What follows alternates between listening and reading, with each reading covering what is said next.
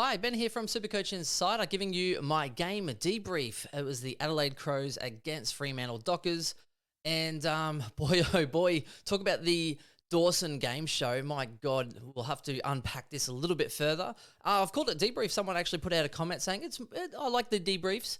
And if there's one thing it is, it's nice and brief. And I get to give you some of the insight from the game as well.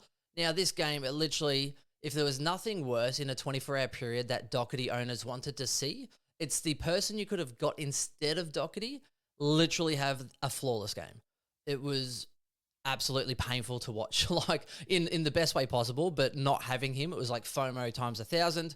Ridiculous. Dawson, 173 Supercoach. So he scored 102 Supercoach more than Docherty, which is a whole nother premium on top of your premium, which is ridiculous. I've never seen that ceiling from him before. But when we break it down, so we had 20 kicks, 7 handballs, so a really good ratio as far as that goes. 5 marks, 6 tackles, nothing sort of crazy there. 3 frees 4, which does help. Nearly 600 metres gained, 13 contested possessions, 5 clearances, 96% disposal efficiency, which is pretty much how amazing it is. No clangers. Like, you want a flawless game, it was it.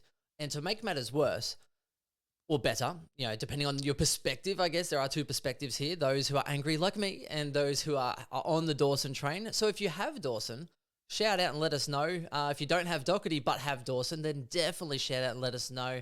So rub some salt in the wounds of the Docherty haters in this world. So look, and the funny part was he was playing midfield, so was dominating, getting plenty of the ball, and because he's such a good user, they want it in his hands.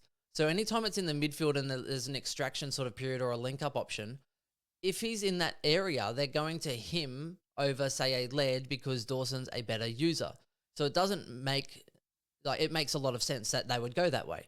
And on top of that, not only was he just absolutely killing it and flying as far as Supercoach, they then take him out of the midfield and then he goes back and starts getting kickouts as well. I was like, mate, he's literally just having the floor with the whole team and doing whatever he likes.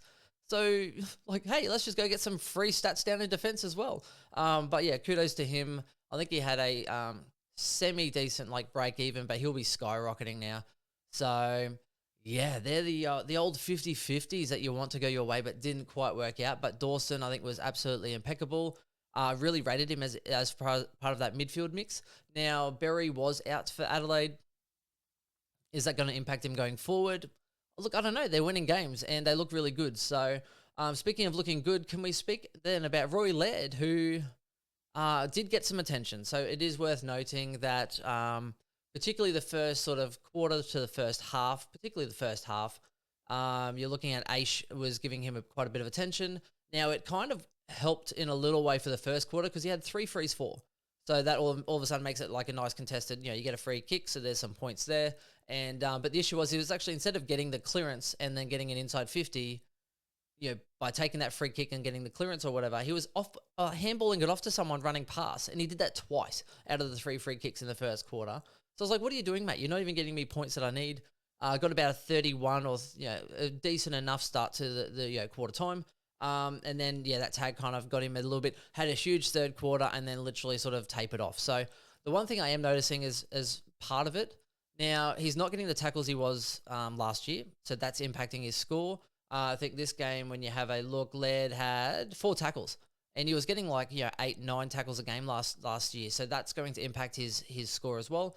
And I think Adelaide are also trying to move it a little bit quicker and a bit more direct because they have, Rochelle's got another year under him, Rankin, you've got Tex Walker, there's a whole bunch of, I'm trying to think, Thilthorpe as well, talls and smalls that are quite good and dynamic, so they're trying to get in there a little bit quicker, almost Brisbane-esque, which means that they're not over distributing it through the midfield. They're not trying to look for a Laird and stuff like that as linking up much, and especially when Dawson's not there. So I am a little bit lost because outside of the one game against the Tigers where, Laird really towed up as far as disposals, his numbers across a whole bunch of areas are down. And then you add the Dawson factor in there and the fact that he's not tackling, it just it's a huge scream factor for me where I'm now considering, do I get off Laird? And do I get off Laird?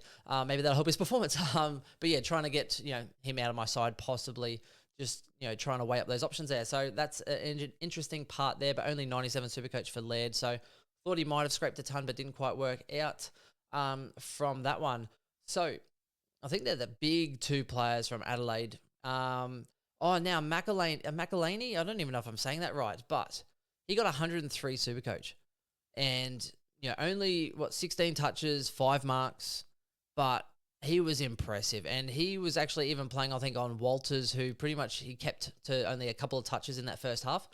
Very, very, very impressive. If you started him, also let me know, because he's one I missed. And I hate missing rookies, but he is definitely one that I missed in that process. So, look, kudos to you if you did start him. I thought he was very impressive, and there's definitely money to be made there. I'm not even sure how much he is. Like, is it too late? 2 price rises. He's gone well last week and this week. So, look, there could definitely be some options, I guess, as far as, possibly bringing him in forward. It would just be a case of, I guess, how much. Because I hate bringing in someone late, to be honest. 187,000. Oh, he's already gone up 50K. And now projected 52. Well, he doubled that. So he's going up way too much for me. So he'll be, 250,000 or more. Oh, painful. So if you got on him, that's super awesome for you. You'd be stoked with that cash. That's a really good price rise. And also for the next couple of rounds as well. Brayshaw did do well enough for Supercoach standard purposes, 114. This game, there wasn't much outside of say, Darcy and Jackson, I think absolutely racked it up a lot. It wasn't super impressive as far as a fantasy football sort of, Supercoach point of view, because, Darcy towed up and 38 hit-outs, like literally just dominated. Riley O'Brien got some hit-outs, but literally once the ball hit the floor, it was like Jackson and Darcy killing him. So that's going to be interesting because I know, I'm trying to think of Adelaide's second ruck, but I know he's dominating seconds, like dominating. So Riley O'Brien, I think he might actually even get a spell at some point and give this other person a go. Can't remember the name. So if you remember that name, let me know. So Luke Ryan's continuing his really good form as well. Darcy, I pretty much told everyone this week, I'm like, get rid of Darcy and go Darcy to English or whatever. I said Darcy's a spud. He's pulled 2 good games out in a row. So, yeah, look, it's interesting. I thought he was much more impressive this week than last. Probably the most impressed I've been with him probably this year. Now, last week wasn't that impressive because he was up against West Coast Rock. Whereas this week, he actually started off really well, and I thought he was actually really impressive throughout the day. So I think kudos to him, particularly there, and played a decent amount of time on ground as well. So Sarong is one also I noticed as well, trying to be really nice in that linking up sort of part of things. But when it came down to it, I think pretty much Adelaide just absolutely dominated. A lot more pressure. Fremantle, it was almost like they thought, oh, last week we played a bit more daring and everything was going well, so we're going to do well again this week. And Adelaide just had their number. And then even when Fremantle actually came back to try and challenge them for this game, Adelaide just pushed away in the end. So, and I put that down to probably some of their really good systems, even their young defenders coming through, and a lot of those players getting some more games under their belt. But if you're a Fremantle supporter, I think the disappointment is definitely there. Where you look at last year and how they were tracking, I think they're probably the biggest surprise factor outside of Geelong as far as early season results. And then I think Adelaide's probably one of the more surprising packets, I think, so far this year, as far as the type of footy they're playing. And, they're actually quite attractive to watch. And we're just looking for hopefully maybe a little bit more Supercoach relevance because they definitely lost that chunk of the pie outside of Dawson. So, look, it's definitely one to sort of watch going forward. But look, I think that pretty much wraps up the main one. There wasn't too much relevancy outside of this. The only last one I will say is obviously Young. So Youngie had a bad game, 63 Supercoach. He was on 0 for pretty much the whole first quarter. I think I even tweeted out saying, hey, hadn't had a touch. And then finally got someone kicked a shank and it went to him. So he finally got his first intercept mark and his first touch from there. But if you started him instead of Dacos, that price difference, just painful. And I think that's representative on the fact that a lot of other Fremantle defenders are standing up. And maybe Young's, he's kind of doing more of the role side of things. And it's not really working out for him at the moment. And we did say that the preseason as well is that they do have a lot of people that can rack up the ball in Fremantle defense. It just depends on which side that the other team is consistently trying to enter through will determine who's actually going to sort of rack up.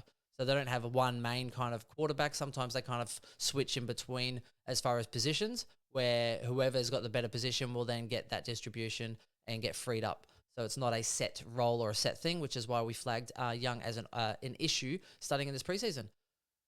But look, yeah, that's it. Not too much outside of that. Let me know what you thought of the game as well. Let me know if you think Fremantle are on the rise. I tipped them outside the 8 this year just because I thought harder draw and, trying to back it up. Plus, they lost a lot of their depth, so I thought they were a little bit risky for injury.